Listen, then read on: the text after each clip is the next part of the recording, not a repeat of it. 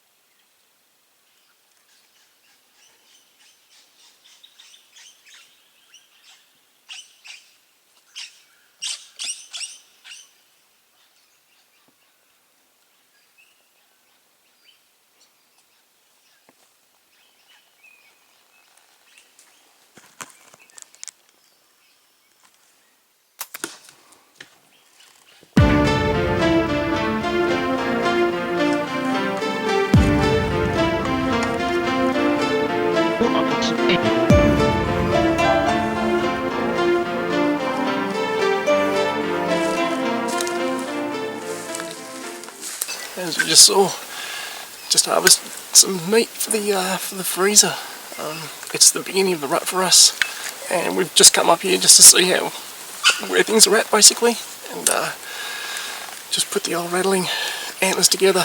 These are produced by Night and Hail from the States, and we've had quite a bit of success with these. We tend to get in quite a few of the lesser bucks, but we've also rattled in 220 bucks with these things, so they do work. But this fella's conveniently made probably 20 metres after the shot. The car's just behind us. It will be able to drive here and pick him up and butcher him up and put him straight into the freezer. So after that we'll press on and we'll see if we can find some more.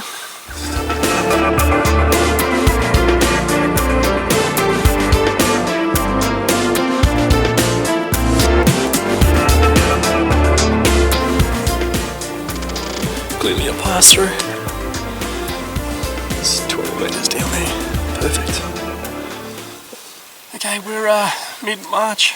It's the 2016 fallow season. This is our first day out on the fallow, and we've come out with clear intentions to get whatever we can for the freezer, because both our freezers are empty. John's rattled this little fella in and had a 20 metre shot at him, and just perfect eating size, no hesitation taking him. The car's just behind us, we'll be able to drive right to here, we'll butcher him up shortly, put him in the freezer and go and see if we can find a bigger fella.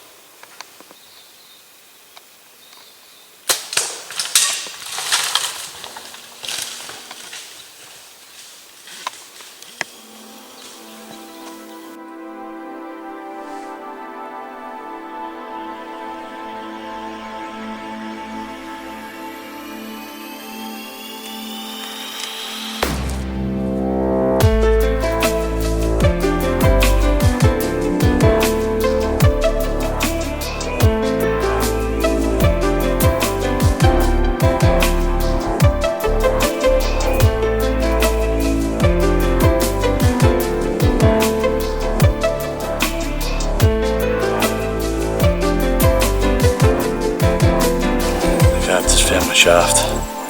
It's gone right through him by the look of it. Snapped in two places. He's in some real thick cover, standing over a scrape where I shot him. Yeah, there's a lot of blood on it.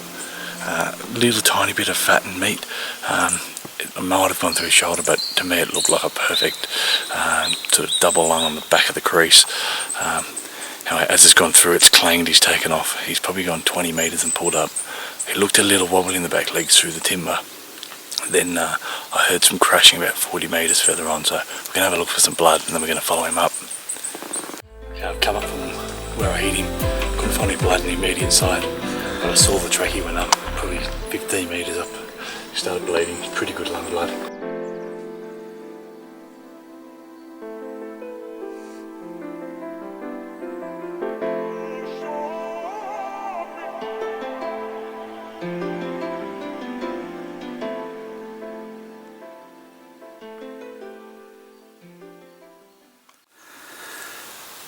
Great start to the season. got a buck down. This guy was going pretty hard. He was croaking away. He had probably 2 or 3 smaller bucks with him and a couple of spikers, and he must have had a doe down there in heat because he was getting into them. Every time they came near him, he'd chase them out and come back. And yeah, so I managed to get into him, and I stood there for a while. Every time he'd chase the spikers and little bucks out, I thought he might follow them, but he was holding pretty tight to a scrape, so I think he must have had the doe in there. So put a bit of a sneak around the bottom. Anyway, he chased the little doe off. I got in position, and he came back, and he was standing in his scrape, probably around about 22 metres. And yeah, I actually shot him while he was croaking. He was really going for it. Right on the point of the shoulder. I put it on his crease, probably hit sort of an inch further forward than where I was aiming, but a beautiful shot. Came out the other side. He was broadside, and he's made it maybe 40 metres up the hill behind us, and it was just good blood the whole way.